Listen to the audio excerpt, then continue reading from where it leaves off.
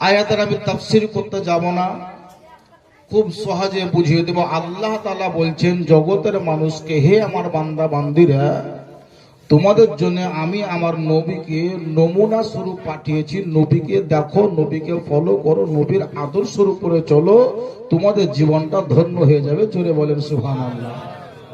নবী মুস্তাফার আদর্শ উপরে যদি আমরা চলতে পারি, আমাদের জীবন ধন্য হয়ে যাবে। কিন্তু আমরা নবীর আদর্শটা ছেড়ে নিজের ব্যক্তিগত মত, ব্যক্তিগত পথ আমরা নিজে নিজে তৈরি করে নিয়েছি। এরই জন্য আমাদের আজকে দুর্দশা হয়ে আছে। সাহাবী রাসূলের সুবহানাল্লাহ এমন ছিল, তিনারা নবী মুস্তাফার আদর্শের উপরে চলেছেন বলে তিনাদের জীবনটা ধন্য হয়ে আছে। আজকে যদি আমরা সেই আদর্শ উপরে চলতে পারতাম, তাহলে আমাদেরও জীবনটা ধন্য হয়ে যেত। কিন্তু আমরা আমাদের ব্যক্তিগত মত পথে চলি, এই কারণে আমাদের জীবনটা ধন্য নয়, বরং আমাদেরকে আজকে মানুষ লাঞ্ছিত, বঞ্চিত, পদধূলিত করছে আমাদেরকে। জি দেখেন সুবহানাল্লাহ, কাশিলাবাড়ি লয় না এখানে, ও সুবহানাল্লাহ, চিনতে পারা যায় না। এদের জলিল ভাইয়ের বেটা 50 টাকা দিয়েছে। যা আল্লাহ যেন তার দানকে কবুল করে নেন। একটি মাত্র কথা বলবো যে নবী পাক সাল্লাল্লাহু আলাইহি ওয়াসাল্লামের আদর্শের মধ্যে যদি আমরা চলি, নবী যেভাবে বলেছেন আমাদেরকে চলতে হবে। আজকে একটু দোয়া, আমাদের সবারই হাত উঠে দোয়া করব। আল্লাহ তাআলা যেন আমাদের দোয়াকে কবুলে মঞ্জুর করে নেয়। জোরে বলে আল্লাহুম্মা আমিন। তো নবী পাক সাল্লাল্লাহু আলাইহি ওয়াসাল্লামের আদর্শ কেমন ছিল লক্ষ্য করে দেখুন। হাদিস শরীফের মধ্যে লেখা আছে, আমাদের যিনি পয়গম্বর আকা মুস্তাফা নবী মুহাম্মদ রাসূলুল্লাহ, যারা বলেন সাল্লাল্লাহু তাআলা আলাইহি ওয়াসাল্লাম, পবিত্র জুমার দিনে মসজিদে মিম্বারে দাঁড়িয়ে মানুষকে বোঝাবার জন্য তিনি শুক্রবারের দিন শিক্ষা দিচ্ছেন, বক্তব্য দিচ্ছেন, খুতবা চলছে, আলোচনা, বক্তব্য সাহাবায়ে কেরাম যারা নীরব ভাবে শুনতেছিলেন। দয়ার নবী মুস্তাফা তিনি বক্তব্য আলোচনা দিতে গিয়ে মসজিদের বাহিরের দিকে ওনার দৃষ্টিপাত হলো, মানে চোখের পাতা উল্টিয়ে দেখলেন মসজিদের বাহিরে যেন একজন নারী বা মহিলা বোরখা পরিধান করে যেন দাঁড়িয়ে আছে। সাহাবায়ে কেরাম যারা ছিলেন তিনারা তো নবী মুস্তাফার দিকে তাকিয়েছিলেন, আর আমার বিশ্ব জগতের নবী আকা মুস্তাফা তিনি সবার দিকে তাকিয়েছিলেন।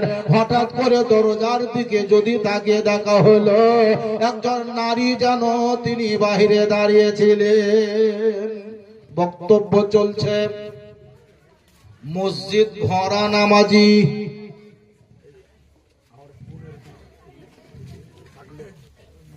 ও থাকলে 100 টাকা, এদের বাচ্চা ছেলেদের 30, 100, আপনি দিলেন 200 টাকা। এদের প্রাক্তন মেম্বার লোহারি সাহেব তিনি 200 টাকা দিয়েছেন। আল্লাহ যেন তাকে কবুল করে নেন। আপনার ছোট বোন দিয়েছে 50 টাকা। কত বড় পয়সা নাকি এখানে, পয়সা লাগে, পয়সা মশলা আছে বলছে, এটা গোটায় একটু করে ভাত লাগে, গোটাই পয়সা পয়সা আছে, চিন্তা করবো না। সুবহানাল্লাহ।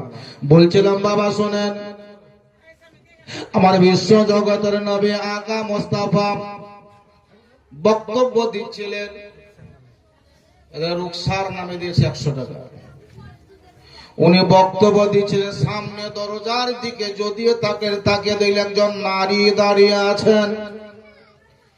মসজিদ ভরা নামাজি নবী মুস্তাফার পবিত্র নূরানী চেহারা দর্শন করে বক্তব্য শুনছিলেন। নবী মুস্তাফা মসজিদের মেম্বার থেকে নিচে নামলেন, আর মসজিদ থেকে বাহির হয়ে তিনি দরজার কাছে এলেন। আমার বিশ্ব জগতের নবী আকা মুস্তাফার গায়ে একটা চাদর ছিল বাবা, ওই চাদরটাকে ঘাট থেকে নিচে নামালেন আর চাদরটাকে ভাঁজ করলেন। মসজিদের বাহিরে একটা উঁচু জায়গাতে চাদরটাকে তিনি ফেলে দিলেন। আর ওই চাদরের উপরে মসজিদের বাহিরে দাঁড়িয়ে থাকা যে নারী বা মহিলা ছিলেন উনাকে সম্মানের সহিত চাদরের উপরেই যেন বসিয়ে দিলে। মসজিদে গেলেন, বক্তব্য শেষ হলো, নামাজ সমাপ্তি হলো, দুয়া শেষ হলো। সাহাবায়ে কেরাম যারা ছিলেন তিনারা সবাই যেন বড় আশ্চর্যিত হয়ে গেল।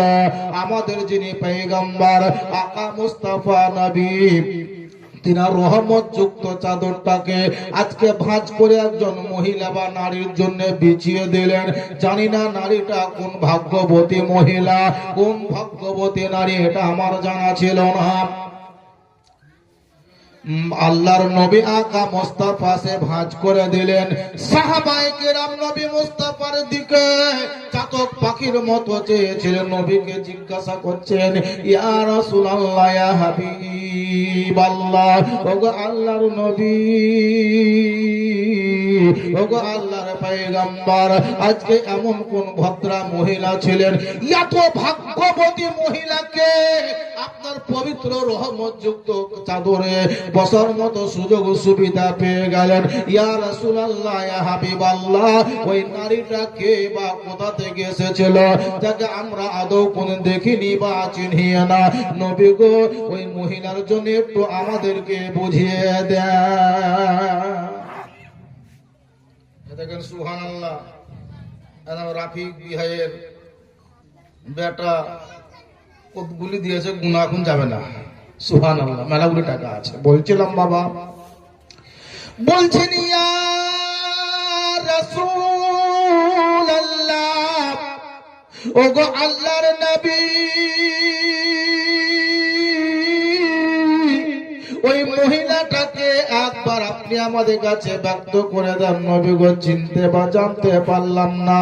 আমার বিশ্ব জগতের নবী আকা মুস্তাফা জগতের মানুষকে জানিয়ে দিলেন, আমার দয়ার নবী,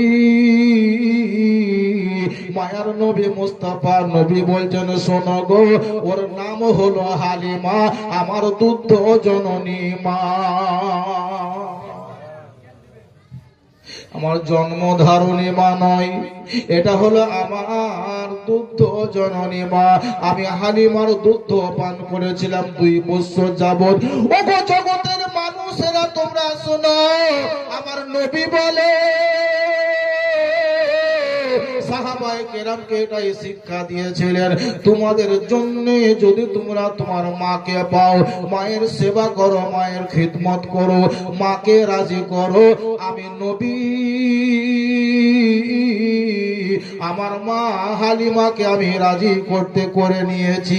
ওগো আমার উম্মত উম্মাতানেরা, তোমরা যদি জাহান্নাম থেকে বাঁচতে চাও, তোমরা যদি জান্নাতি হতে হয়, যদি তোমরা জান্নাতি হতে চাও, তো তোমরা তোমার মা বাপের সেবা করো।